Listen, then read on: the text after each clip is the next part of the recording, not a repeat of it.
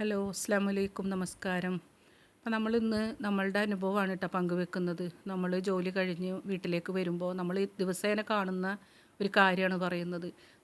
നമ്മൾക്കൊക്കെയാണ് ഇങ്ങനെ പ്രശ്നങ്ങൾ വരുന്നതെങ്കിൽ നമ്മൾ അപ്പം തന്നെ തളർന്ന് നമ്മൾക്ക് ഭക്ഷണം വേണ്ട, വെള്ളം വേണ്ട, ഉറക്കമില്ല, ഡിപ്രഷനായി നമ്മൾ മാനസികമായും ശാരീരികമായും നമ്മൾ കൂടെ ഉള്ളവരെ പോലും നമ്മൾ തളർത്തി കളയുന്ന ആൾക്കാരാണ്.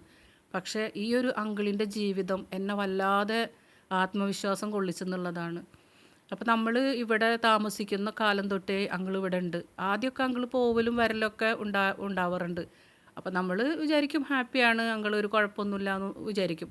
അപ്പോൾ 2 മാസത്തിൽ നിന്നൊക്കെ പറഞ്ഞ് പോയി കഴിഞ്ഞാൽ അങ്കിൾ 1 മാസം നിന്നിട്ട് തിരിച്ചു വരും.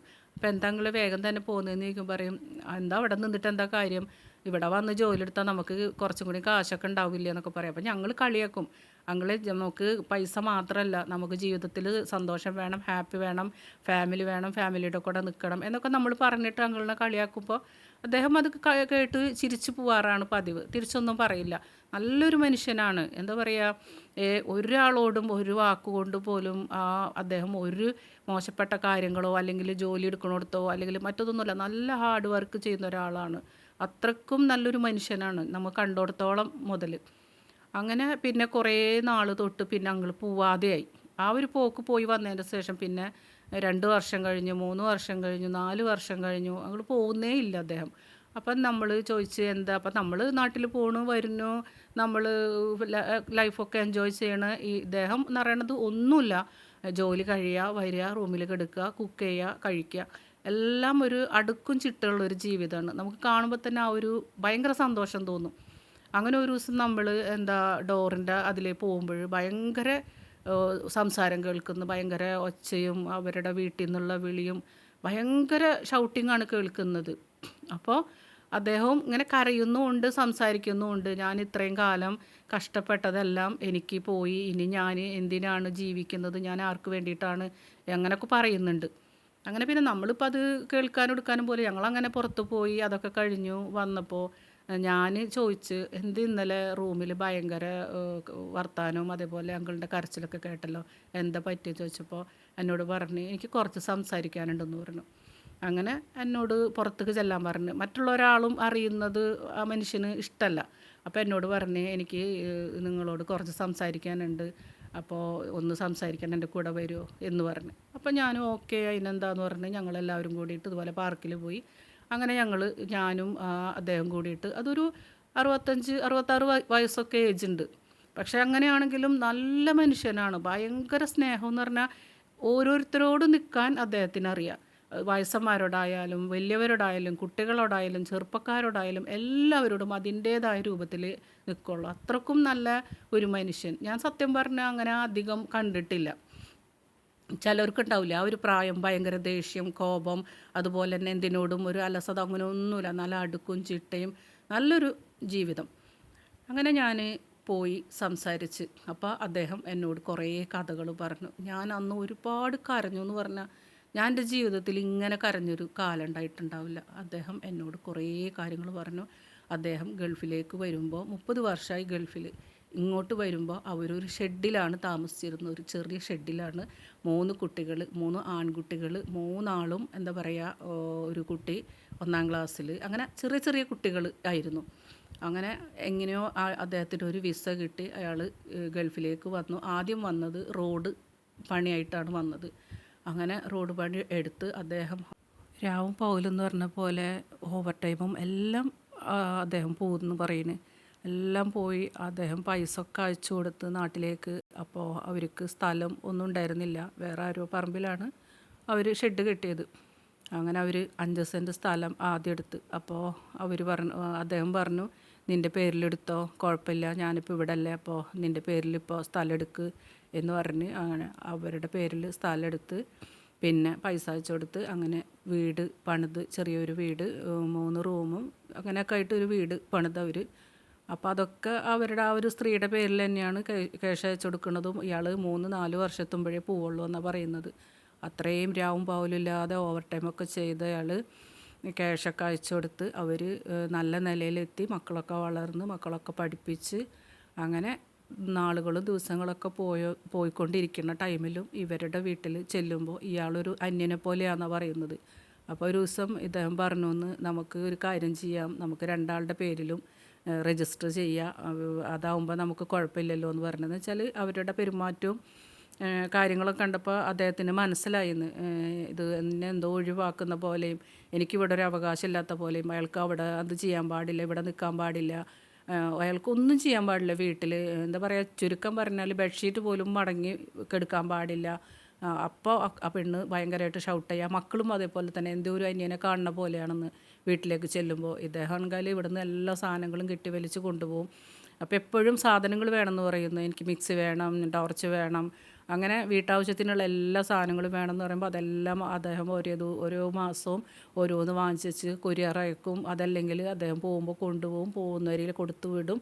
അങ്ങനെയൊക്കെ ആയിട്ട് ആ ഒരു വീടിനെ എന്താ പറയുക സുരക്ഷിതമാക്കി, നാല് പുറം മതിലൊക്കെ കെട്ടി അങ്ങനെ മക്കളൊക്കെ പഠിച്ച് മക്കളൊക്കെ നല്ല നിലയിലെത്തി. അപ്പോൾ ഈ ഇദ്ദേഹം ചെല്ലുന്നത് അവർക്ക് ഇഷ്ടമല്ല.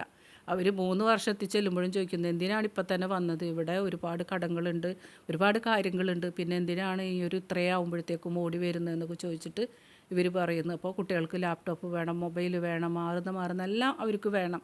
എല്ലാ സൗകര്യങ്ങളും അദ്ദേഹം ചെയ്തു കൊടുത്ത്. അപ്പോൾ ഇവിടെ ഒരു 5-6 വർഷം റോഡിൻ്റെ പണികളൊക്കെ ചെയ്ത് കഴിഞ്ഞിട്ട് പിന്നെ അയാൾ ആ ജോലിയിൽ നിന്ന് അയാൾ മാറി പിന്നെ വേറെ ഒരു കമ്പനിയിൽ കയറിയ അയാൾ.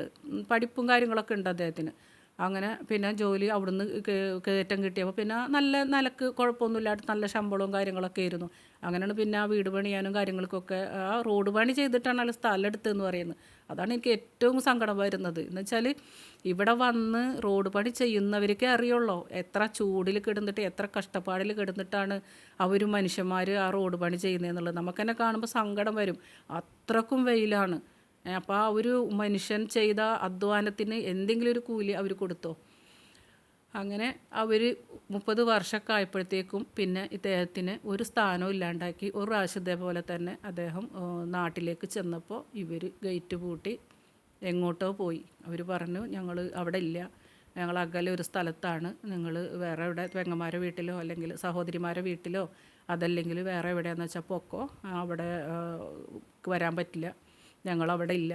ഇവർ എന്ത് ചെയ്തതെന്ന് വെച്ചാൽ ഇവർ ഹോട്ടൽ റൂം എടുത്ത് അവിടെ ഇവർ അമ്മയും മക്കളൊക്കെ താമസിക്കുകയാണ്. മക്കളൊക്കെ നല്ല പഠിപ്പും വിദ്യാഭ്യാസമുള്ളവരൊക്കെ ആയി, നല്ല പഠിപ്പുകാരൊക്കെ ആയി. എത്ര എന്ന് ഞാൻ ചോദിച്ചില്ല. അങ്ങനെ അതോടുകൂടി ആ മനുഷ്യന് മനസ്സിലായി, ഇനി എനിക്ക് ആ വീട്ടിൽ ഒരു സ്ഥാനവും ഇല്ല, ഇനി ഞാൻ ആ വീട്ടിൽ എനിക്ക് ചെല്ലാൻ പറ്റില്ല, ഞാൻ ആ വീട്ടിൽ നിൽക്കാൻ അർഹനല്ല എന്ന് വിചാരിച്ച്. അപ്പം നമ്മളുടെ ആൾക്കാരൊക്കെ ആണെങ്കിൽ എന്താ ചെയ്യുക, ഒന്നുമില്ല ആത്മഹത്യ ചെയ്യും, അല്ലെങ്കിൽ വേറെ എന്തെങ്കിലും കടുങ്കൈ ചെയ്യും, അതല്ലെങ്കിൽ നാട് വിട്ടു പോകും. അദ്ദേഹം അതൊന്നും ചെയ്തില്ല. അദ്ദേഹം ഇതേപോലെ തന്നെ സഹോദരിയുടെ വീട്ടിൽ എവിടെ പോയിട്ട് ഒരാഴ്ച നിന്ന് അത് കഴിഞ്ഞ് തിരിച്ചു വന്ന് ആ നിപ്പാണ് പിന്നെ അദ്ദേഹം 4 വർഷം ഇവിടെ നിന്നത്. അപ്പോൾ പോകുന്നില്ലേ എന്നൊക്കെ ചോദിക്കുമ്പോഴും അദ്ദേഹം പറയും, എന്തിനാണ് നാട്ടിൽ പോയിട്ട്, കുറച്ച് കാശിന് നമുക്ക് ആവശ്യം, കാശുണ്ടെങ്കിലേ നമുക്ക് നാട്ടിൽ പോയിട്ട് കാര്യമുള്ളൂ എന്നൊക്കെ നമ്മളോട് പറയുമ്പോൾ നമുക്കറിയില്ലല്ലോ അദ്ദേഹം എത്രക്കും വേദന തിന്നിട്ടാണ് ജീവിക്കണേന്ന്.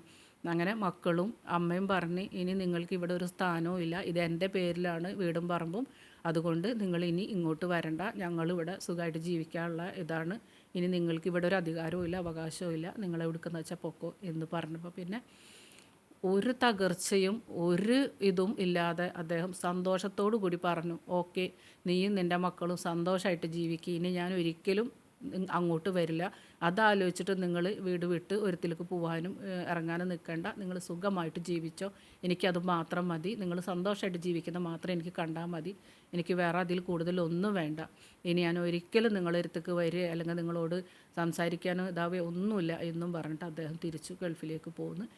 പിന്നെ അയാൾ എന്താ ചെയ്യുന്നത് വെച്ചാൽ അയാൾക്ക് വേണ്ടി സ്വന്തം സമ്പാദിക്കാൻ തീരുമാനിച്ചു. അപ്പം അത്രയും കാലം ആ ഒരു 30 വർഷക്കാലം അദ്ദേഹത്തിന് വേണ്ടി അദ്ദേഹം സമ്പാദിച്ചില്ല.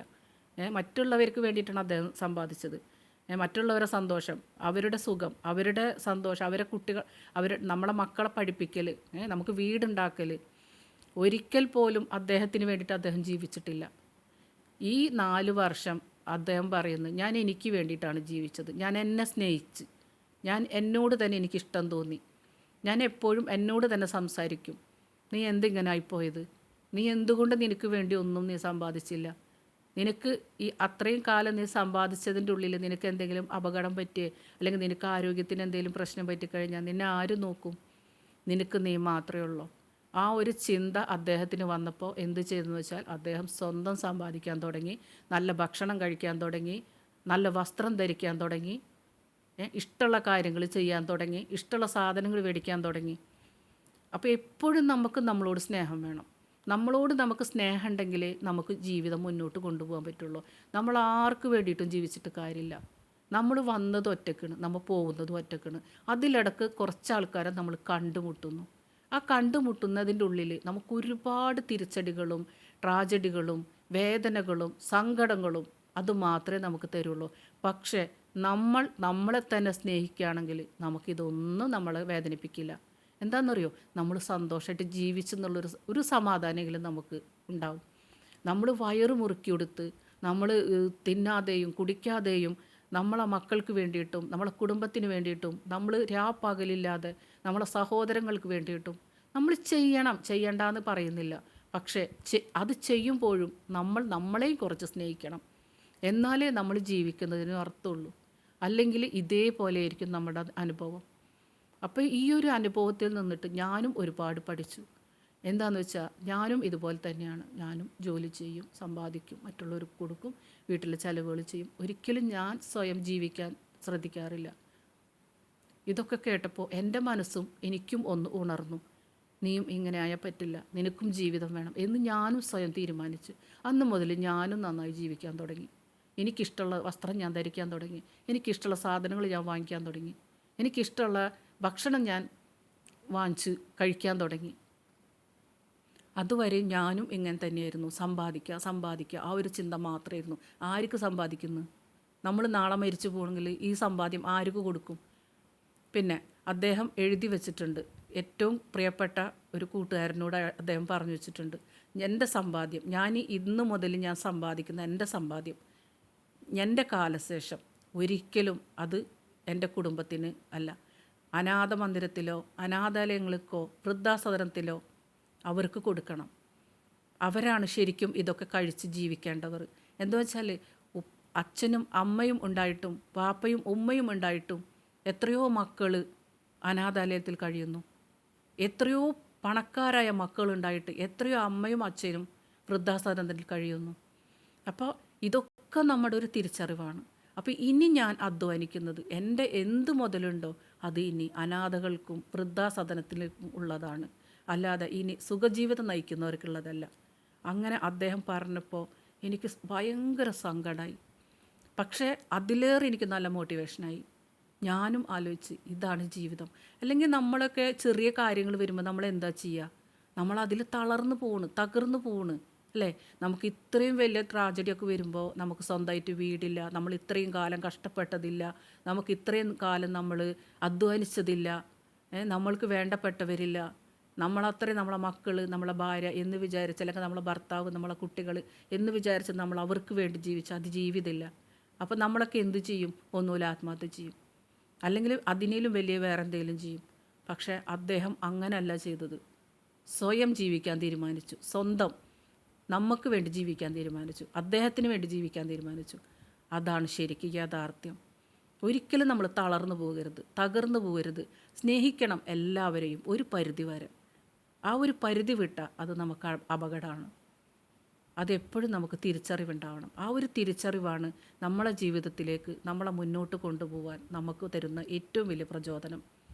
ഒരിക്കലും ഒരു കാര്യത്തിലും നമ്മൾ തളർന്നും പോകരുത്. അങ്ങനെ വന്നു കഴിഞ്ഞാൽ നമ്മുടെ ജീവിതത്തിൽ ഒരു ലക്ഷ്യവും നമുക്കുണ്ടാവില്ല.